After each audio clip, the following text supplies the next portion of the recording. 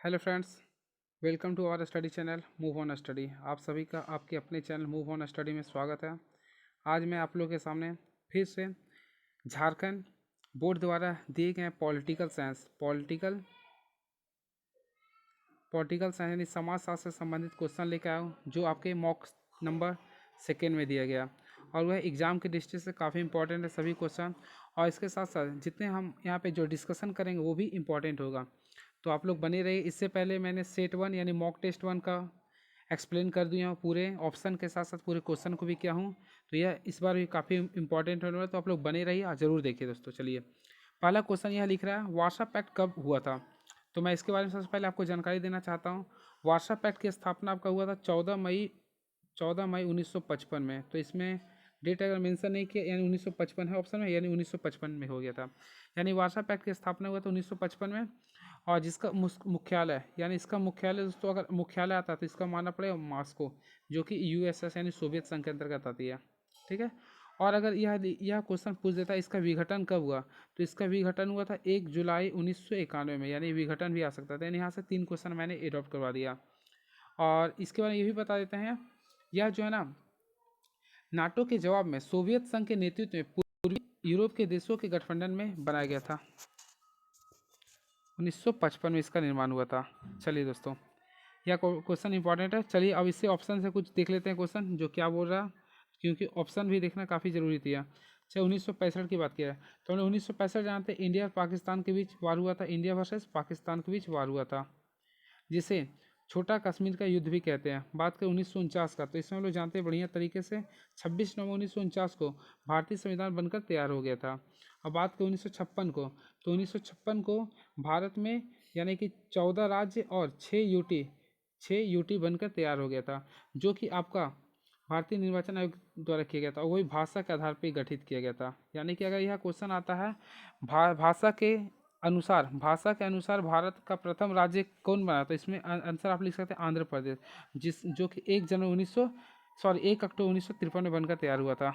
और यह 1956 में जब लागू हुआ था तो उस समय 14 राज्य और 6 केंद्र शासित प्रदेश बनकर उभरा था। चलिए, नेक्स्ट क्वेश्चन लिख रहा है जो काफ़ी इंपॉर्टेंट है, पहला गुटनिरपेक्ष सम्मेलन कब हुआ।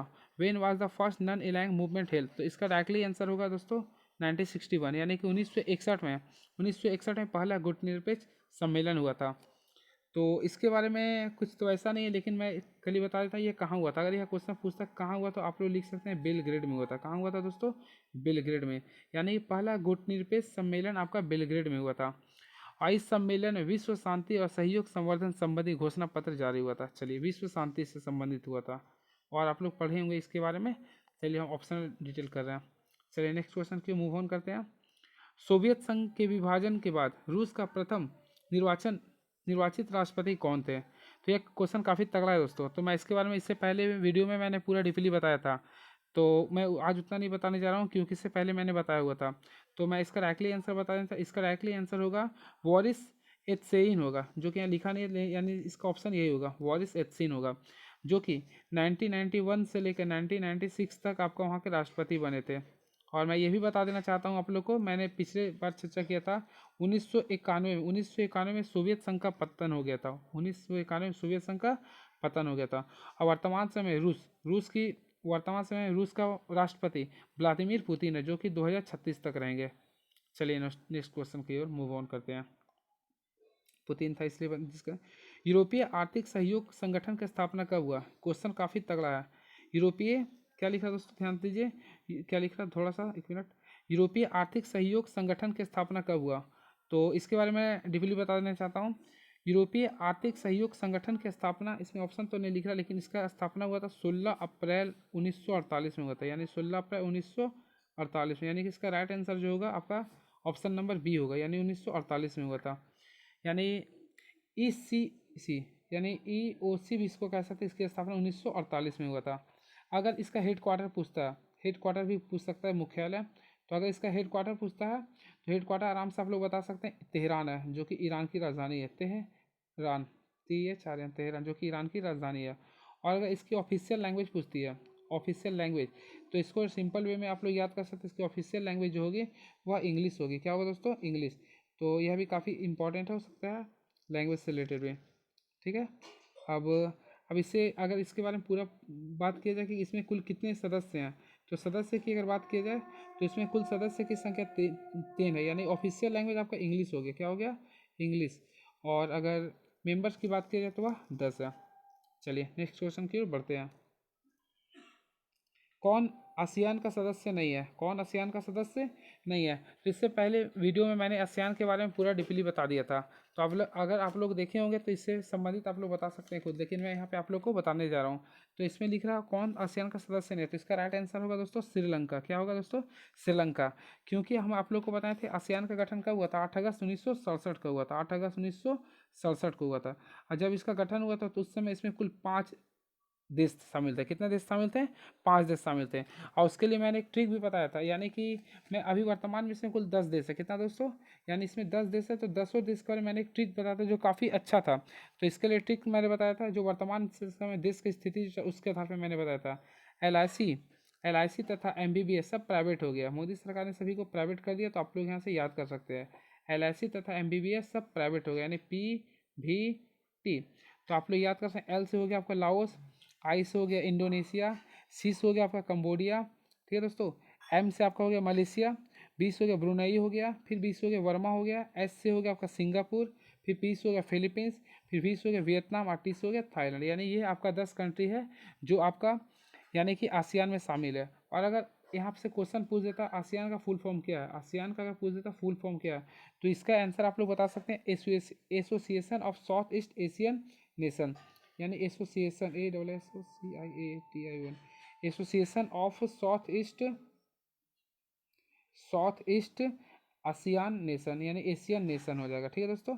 चलिए नेक्स्ट क्वेश्चन की ओर बढ़ते हैं। और इसकी स्थापना 8 अगस्त 1967 को हुई थी। और इसका मुख्यालय की बात की जाए तो इसका मुख्यालय की अगर बात किया जाए तो जकार्ता है। कहाँ पे दोस्तों? जकार्ता, जो कि इंडोनेशिया की राजधानी है, ठीक है। अब इसके बारे में नेक्स्ट बढ़ते हैं हम लोग, यानी इसका राइट आंसर क्या होगा? श्रीलंका। श्रीलंका जो कि आसियान का सदस्य नहीं है। नेक्स्ट क्वेश्चन लिखा, निम्न में से कौन सी पार्टी नई राजनीति का प्रतिनिधित्व करने का दावा करती है? तो इसका आंसर होगा आम आदमी पार्टी। आम आदमी पार्टी यानी कि आम झाड़ू छाप, जो कि दिल्ली में चल, यानी केजरीवाल की सरकार, ठीक है दोस्तों। इसका डिस्कशन मैं नहीं करूँगा, नेक्स्ट बताऊँगा। हरित रुके एक मिनट, मैं यहाँ से रिलेटेड पॉलिटिक्स के बारे में पूरा डिस्क्राइब कर देता हूँ। चलिए तो यहाँ पे आप लोग ध्यान दीजिएगा, यानी कि इसमें सबसे पहले बता देना चाहता हूँ, पूरा भारत में जो राजनीति के स्तर पे दिया था तो उसमें पॉलिटिकल पार्टी कुल 3 स्टार पे होते हैं, यानी 3 रूप में होते हैं। तो यानी कि भारत में राजनीतिक दल को कुल 3 भाग में बांटा जाता है। पहले होते हैं राष्ट्रीय पार्टी, तो राष्ट्रीय पार्टी की इसमें कुल राष्ट्रीय पार्टी की संख्या जो होती है वह 8 होती है। और क्षेत्रीय दल की अभी वर्तमान में जो संख्या यानी फरवरी 2020 तक वह 53 है। और गैर मान्यता प्राप्त संख्या जो है आपका वह दो यानी कि 2044 तक है। इसमें मेन हम लोग मेंशन करने जा रहे हैं राष्ट्रीय पार्टी का। तो वर्तमान समय में कुल राष्ट्रीय पार्टी की संख्या 8 है, बहुत ही इंपॉर्टेंट है दोस्तों, 8 है। और जो सबसे नवनिर्मित राष्ट्रीय पार्टी है उसको बोलते हैं NPP, यानी नेशनल पीपुल्स पार्टी, जो कि पीएम संगम का पार्टी है, जिसकी स्थापना 2013 में किया गया था, ठीक है।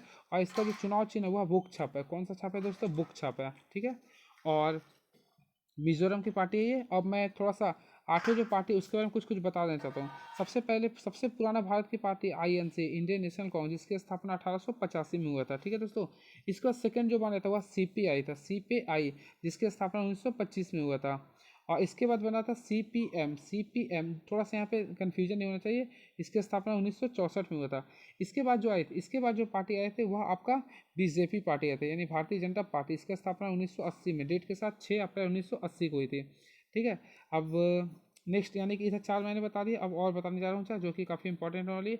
इसके बाद जो अगला होता है BSP यानी कि बसपा पार्टी की स्थापना 1984, हाथी छाप, ठीक है।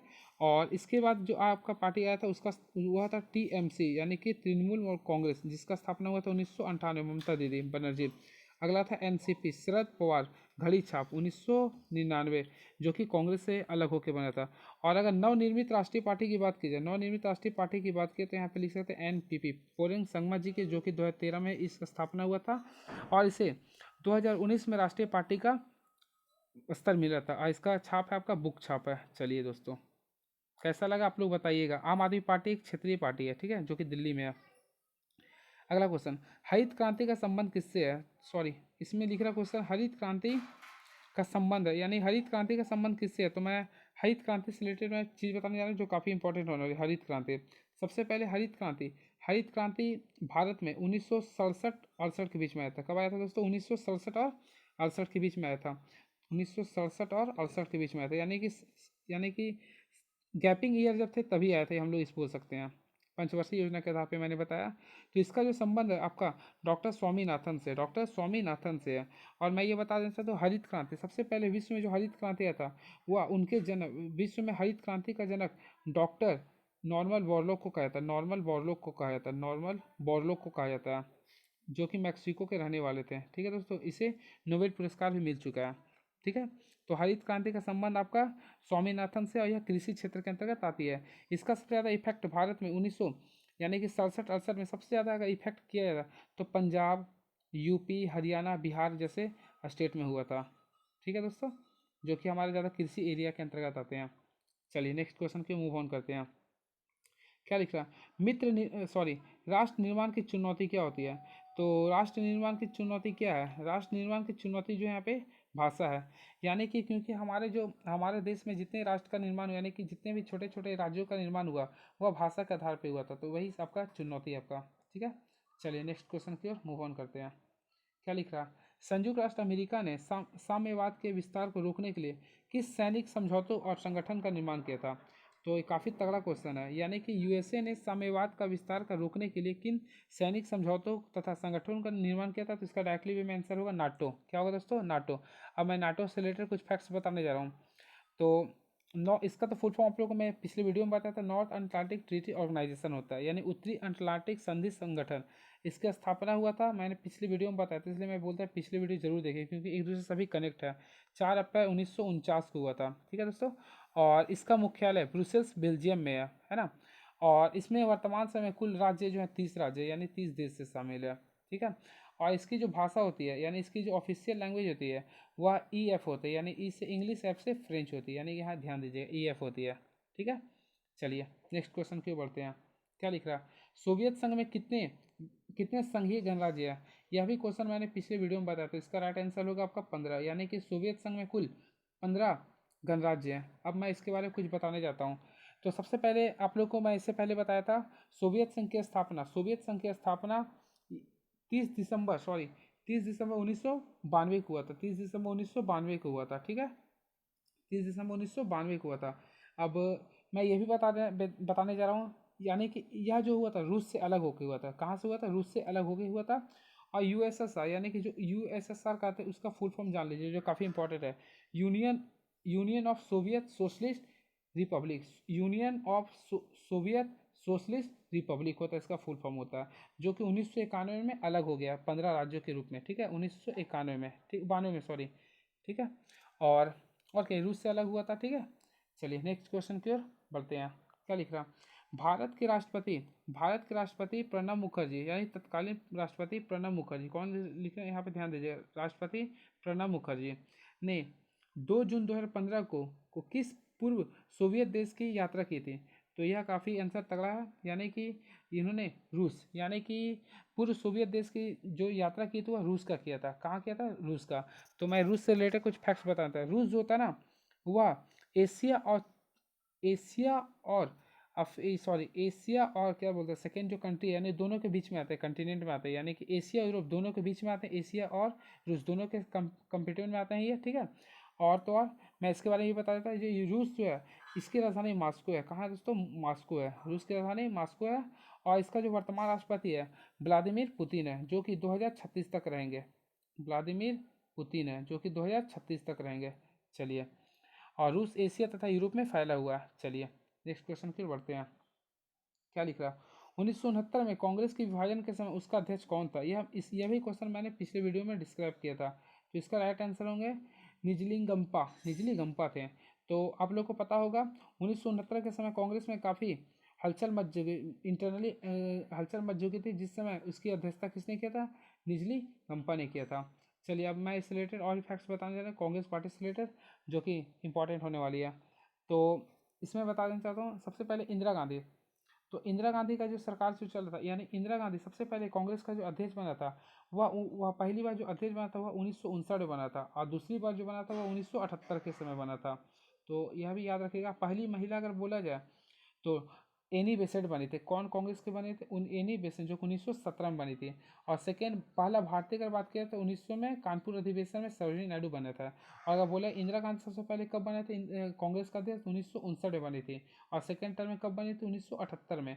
और वर्तमान समय में भी कांग्रेस का अध्यक्ष कौन है? तो याद कीजिएगा, अभी भी महिला ही, यानी कि सोनिया गांधी। कौन है दोस्तों? सोनिया गांधी, जो कि लगातार है, ये कार्यकालीन है। ये ऐसे तो इससे पूर्व थे राहुल गांधी, इसके पुत्र थे। और यह 1998 से लगातार, यानी कि सबसे लंबे टर्म, यानी 1998 से 2018 तक लगातार दिए थे। यानी सबसे लंबे टर्म के लिए कांग्रेस का अध्यक्ष बोला जाए तो सोनिया गांधी होंगे, जो कि अभी वर्तमान में कार्यकालीन अध्यक्ष बने हुए इसके। चलिए, अगला क्वेश्चन इसमें लिख रहा है, आपातकाल की ज्यादतियों की जांच करने के लिए निम्न में से कौन आयोग का गठन किया गया था? तो यह भी क्वेश्चन मैंने पिछले वीडियो में डिस्क्राइब कर दिया था। तो इसका राइट आंसर होगा दोस्तों शाह आयोग। यानी कि भारत में जो आपातकाल लगा था, तो आपातकाल कब लगा था आप लोगों को मैंने इससे पहले वीडियो में बताया था। सबसे पहले इसके बारे में बताता हूँ। 25 जून 1975, 25 जून 1975 को, 1975 से लेकर 21 मार्च, याद रखिएगा, 21 मार्च 1977 तक, यानी कि करीब 21 महीना तक भारत में आपातकाल घोषित हुआ था। 21 महीना तक। ये भी क्वेश्चन आ सकता है कि कितने महीने तक लगा था, तो इसका राइट आंसर क्या होगा? 21 महीना। अब उससे रिलेटेड और भी बताने जा रहा हूँ। तो इसमें याद रखिएगा, उस समय के तत्कालीन अगर प्रधानमंत्री बात किया तो उस समय इंदिरा गांधी थे। कौन थे? इंदिरा गांधी थे। और राष्ट्रपति की बात किया जाए तो उसमें थे फखरुद्दीन अली थे। ठीक है। और उसी समय उन्होंने सबसे पहली बार पॉकेट वीटो का भी उपयोग किया था। अगर बोलेगा ना, भारत में सबसे पहले बार पॉकेट वीटो का उपयोग किसने किया था? तो फखरुद्दीन अली ने किया था। ठीक है, जो कि काफ़ी इंपॉर्टेंट है। कब किया था? इस समय किया था। ठीक है। अब इससे रिलेटेड जो भी मैं बताने जा रहा हूँ काफ़ी इंपॉर्टेंट है, इसको नोट कर लीजिएगा आप लोग। सबसे पहले आपातकाल जो होता है वो इसमें जो लगा था वो आर्टिकल नंबर 352 से लगा था। तो आपातकाल का जिक्र भारतीय संविधान के 18वें भाग में था। कितने भाग में था? 18वें भाग में था, जो कि संविधान के अनुच्छेद 352 से 360 के बीच में इसका जिक्र किया गया। और बात किया 356 का, तो 356 में जो आर्टिकल लगता है वह आपका स्टेट में राष्ट्रपति शासन से संबंधित होते हैं आपातकाल। ठीक है दोस्तों। अब एक चीज़ और बता देना चाहता हूँ। शाह आयोग जो है ना, भारत सरकार द्वारा गठित कमेटी है, जिसकी स्थापना आपका 26 मई 1977 को हुई थी। 26 मई 1977 को हुई थी। 26 मई 1977 को हुई थी। शाह आयोग का गठन हुआ था 26 मई 1977 को। एक जांच आयोग था। उसके अध्यक्ष जो थे उस समय के भूतपूर्व मुख्य न्यायाधीश थे, वो उन्हीं के नाम पे रखा गया था। उस समय जो मुख्य न्यायाधीश का नाम था JC शाह, और उसी के नाम पे शाह कमेटी का नाम रखा गया। यानी कि बोल देगा कि क्या नाम था उसका? तो JC शाह, अमित शाह नहीं, JC शाह। तो JC शाह के नाम पे रखा गया था 16 मई 1977 को। ठीक है। और चलिए थोड़ा ऑप्शन भी देख लेते हैं क्या लिख रहा है। बात करें लिब्राहन आयोग, तो लिब्राहन आयोग भी काफ़ी इंपॉर्टेंट है। लिब्राहन आयोग का संबंध बाबरी मस्जिद और अयोध्या के मंदिर से, जो कि 1992 के बीच का ही है। ठीक है। और इसका जो अध्यक्ष थे ना, वह थे मनमोहन सिंह। यानी कि मनमोहन सिंह भूतपूर्व प्रधानमंत्री नहीं दोस्तों, ये अलग थे। ये मनमोहन सिंह लिब्राहन थे। मनमोहन सिंह लिब्राहन थे। यानी कि लिब्राहन आयोग का संबंध मनमोहन सिंह लिब्राहन से है। ठीक है, जो कि 1992 में हुआ था। ठीक है, 6 दिसंबर 1992 को। ठीक है। अब अगला क्या लिख रहा है? श्री कृष्ण आयोग। तो श्री कृष्ण आयोग का भी जो संबंध है आपका, वह आपका मुंबई सीरियल ब्लास्ट से है। यानी कि मुंबई में जो सीरियल ब्लास्ट हुआ था ना, उससे है। मुंबई सीरियल ब्लास्ट से है ये, जो कि आपका 1993 1993 में हुआ था। 1993 में हुआ था। चलिए नेक्स्ट क्वेश्चन की ओर बढ़ते हैं। और कैसा लग रहा है दोस्तों आप लोग बताइएगा। ठीक है। चलिए नेक्स्ट क्वेश्चन की ओर मूव ऑन करते हैं। क्या लिख रहा है? 1952 से, सॉरी 1 मिनट, 19, हाँ, इसमें क्वेश्चन में लिख रहा है, थोड़ा ध्यान दीजिएगा। 1952 से 1967 के बीच भारतीय राजनीति में किस पार्टी का वर्चस्व रहा? तो यह तो क्वेश्चन ऑलरेडी हो जाना चाहिए था। तो इसका राइट आंसर होगा कांग्रेस। यानी कि 1952 से लेकर 1967 के बीच भारतीय राजनीति में कांग्रेस पार्टी का वर्चस्व रहा। चलिए इसके बारे में क्या डिस्कस है आप लोगों ने पहले ही बता दिया था। चलिए बात करें, कांग्रेस पार्टी की स्थापना कब हुआ था? 28 दिसंबर 1885 को हुआ था। ठीक है। बीजेपी का 1980 में हुआ था। चलिए जनता दल तो ही मैंने बता ही दिया था। चलिए नेक्स्ट क्वेश्चन। कौन सी रेखा कौन सी रेखा भारत और बांग्लादेश के बीच सीमा निर्धारित करती है? तो यह भी काफ़ी अच्छा क्वेश्चन है। तो ये ऑप्शन के अकॉर्डिंग तो मुझे इसमें नहीं नजर आ रहा कुछ, लेकिन मैं बताने जा रहा हूँ। वैसे डूरन लाइन, तो डूरन लाइन के बीच जो होता है वह आपका भारत और अफगानिस्तान या फिर पाकिस्तान और अफगानिस्तान के बीच होता है, ये ऑप्शन हो नहीं सकता। मैकमोहन लाइन, तो मैकमोहन लाइन जो होता है ना वह भारत और चीन के बीच होती है, यानी ये भी नहीं हो सकता। रेड किला भारत और पाकिस्तान, यानी इसका राइट आंसर होगा इनमें से कोई नहीं, यानी डन नन ऑफ डीज। फिर भी मैं आप लोग को इसके बारे में सही बताता हूँ। डूरन जो लाइन होते हैं ना वह इंडिया और बांग्लादेश के बीच लाइन होती है, या फिर अफगानिस्तान और पाकिस्तान के बीच होती है, अफगानिस्तान और पाकिस्तान के बीच होती है, ठीक है, डूरन लाइन। अब चलिए भारत और बांग्लादेश के बीच की बात करें, तो भारत और बांग्लादेश के बीच जो सीमा होता है ना वहाँ तक की कुल लंबाई होता है 4096 किलोमीटर, जो कि किसी भी देश से सबसे लंबी है भारत का। और भारत और बांग्लादेश के बीच कुल 5 राज्य, भारत और बांग्लादेश के कुल 5 राज्य आते हैं। तो इसका ट्रिक है दोस्तों, आप पत्रिम याद कीजिए, आप पत्रिम। आ से हो गया आपका असम, पा से हो गया पश्चिम बंगाल, ती से त्रिपुरा, मा से मेघालय और मिजोरम याद रखिएगा, ठीक है दोस्तों। और भारत का सबसे लंबी सीमा जो रेखा है वो करता हुआ बांग्लादेश से, कितना का था, 4,496 किलो, बहुत ही इंपॉर्टेंट है ये। चलिए अब बात करें आपका, ये क्या लिख रहे हैं यहाँ पर, ये मैकमोहन रन, तो भारत और चीन के बीच, भारत और चीन के बीच जो होता है, भारत और चीन के बीच जो होता है वह मैकमोहन रन होता है, जो कि 1962 में बनाया गया था।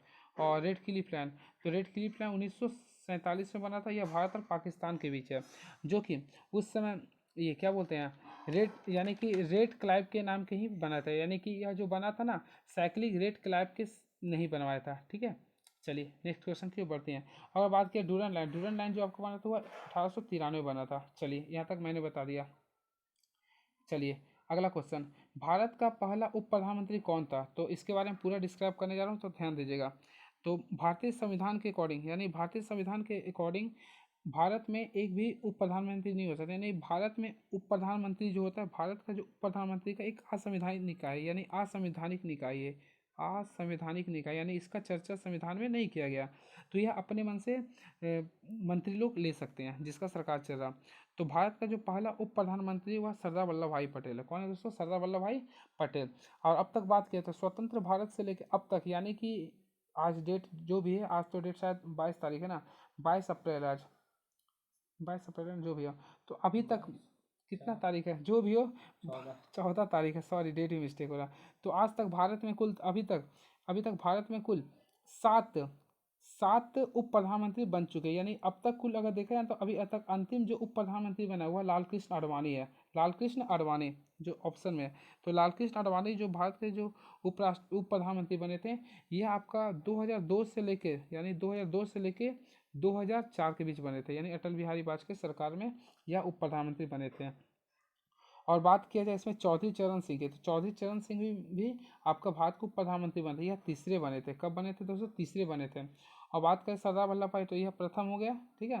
तो इसमें सेकंड नहीं दिया, तो सेकंड जो बने थे वह मोरारजी देसाई। आप लोग मोरारजी देसाई बारे में भी मैंने बताया था, मोरारजी देसाई।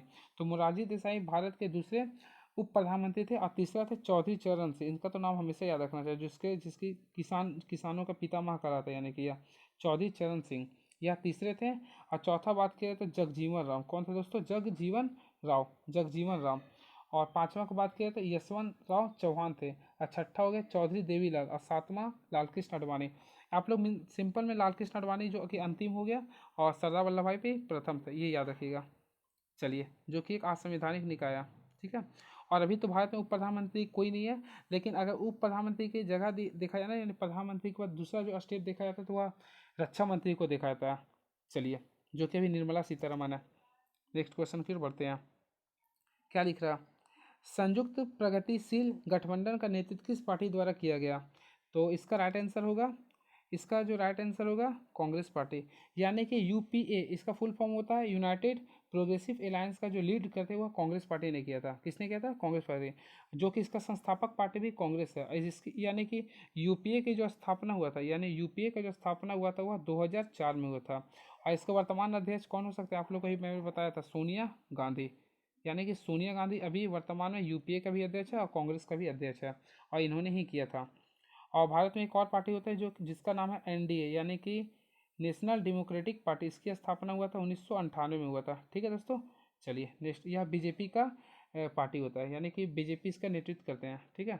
अगला, मंडल आयोग की सिफारिश को, मंडल आयोग की सिफारिश को क्या लिख रहा है, ध्यान दीजिएगा, मंडल आयोग की सिफारिश को मंडल आयोग की सिफारिश को किसने नेतृत्व किया था, यानी कि मंडल आयोग की सिफारिश को 1990 में किस प्रधानमंत्री ने लागू किया। तो यह क्वेश्चन काफ़ी तगड़ा है दोस्तों, वीपी सिंह, यानी इसका आंसर होगा वीपी सिंह। सबसे पहले मैं बता देना चाहता हूँ आप लोग को, मंडल आयोग 1990 में तत्कालीन जनता पार्टी द्वारा, यानी कि जनता पार्टी काफ़ी तगड़ा काम किया था दोस्तों, जनता पार्टी यानी कि जनता पार्टी का सरकार द्वारा स्थापित किया गया था मंडल आयोग। इस आयोग का जो कार्य था ना, सामाजिक एवं आर्थिक रूप से पिछले का पहुंचलन करना था, यानी पहचान कराना था, यानी कि आर्थिक और सामाजिक रूप से जो पिछड़े वर्ग था ना, पिछड़े वर्ग को ये इन्होंने आपका क्या करवाया था, पहचान कराया था। तो इस समय जो इसके अध्यक्ष जो बने थे, यानी अध्यक्ष अगर बात किया जाए, अगर अध्यक्ष बात किया जाए तो इसमें अध्यक्ष होगा बिंदेश्वरी पाठक, बिंदेश्वरी प्रसाद मंडल। लेकिन प्रधानमंत्री अगर बात किया जाए तो इसका आंसर होगा वीपी सिंह। क्या होगा दोस्तों, वीपी सिंह। और वीपी सिंह का जो फुल फॉर्म होता है वो आप लोग को मैं बता देता हूँ, विश्वनाथ प्रताप सिंह, विश्वनाथ प्रताप सिंह, जो शायद यूपी के, शायद नहीं कन्फर्म, जो यूपी से थे, विश्वनाथ प्रताप सिंह जो यूपी से थे। ठीक है दोस्तों, और ये इसके साथ सही है, भारत के 7वें प्रधानमंत्री भी थे। भारत के 7वें पीएम कौन थे, विश्वनाथ प्रताप सिंह, जिन्होंने 1990 में मंडल आयोग किया था। यह गरीबों के लिए, अति पिछड़े वर्गों के लिए था ये। ठीक है, चलिए नेक्स्ट क्वेश्चन क्यों बढ़ते हैं। बात करें राजीव गांधी का। राजीव गांधी एक ऐसे पीएम है जिन्होंने 40 वर्ष की उम्र में ही भारत के राष्ट्रपति प्रधानमंत्री बने थे, यानी कि भारत में सबसे कम उम्र में प्रधानमंत्री राजीव गांधी बने। ठीक है, नेक्स्ट क्वेश्चन, सेकेंड लास्ट, आपातकाल के दौरान नव निर्माण आंदोलन का नेतृत्व किसने किया था। तो इसका सिंपल आंसर होगा दोस्तों, जयप्रकाश नारायण। तो सबसे पहले मैं बता देना चाहता हूँ, भारत में अब तक कुल तीन बार आपातकाल लगे हुए थे, तीनों बार याद रखिएगा। पहला जो लगा था 1962 में, यानी कि चीन वार के बीच, फिर दूसरा जो लगा था 1971 में, यानी कि भारत पाकिस्तान के बीच, और तीसरा लगा था 1975 में, यानी कि आंतरिक अशांति के बीच।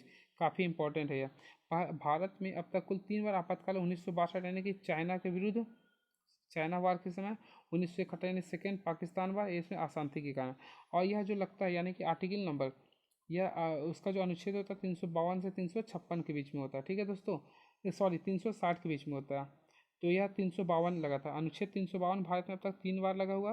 और बात करें 356, यह सबसे ज़्यादा अब तक पंजाब में लगा, लंबे टर्म के लिए भी लगा है, और ऐसे सबसे ज़्यादा बोला तो यूपी में लगा हुआ था। ठीक है, और 360 आज तक भारत में एक बार भी नहीं लगा। ठीक है, चलिए नेक्स्ट क्वेश्चन और लास्ट क्वेश्चन की ओर बढ़ते हैं आज का। नीति आयोग का पदेन अध्यक्ष कौन होता है, तो इसके बारे में बता दें। नीति आयोग का जो पदेन अध्यक्ष होता है, पहला स्थापना जो हुआ था 1 जनवरी 2015 को हुआ था। कब हुआ था दोस्तों, 1 जनवरी 2015 को हुआ था। ठीक है, और इसका जो पदेन अध्यक्ष होता है वो प्रधानमंत्री होता है। और यह जो होता है ना, यह योजना आयोग की सिफारिश पे लाया गया था, यानी नीति आयोग जो है ना, वह योजना आयोग की जगह पे आया था, योजना आयोग। अब बात करें योजना आयोग का, तो योजना आयोग का स्थापना कब हुआ था, योजना आयोग का गठन जो हुआ था वह भारत में 15 मार्च 1950 को हुआ था, 15 मार्च 1950 को हुआ था।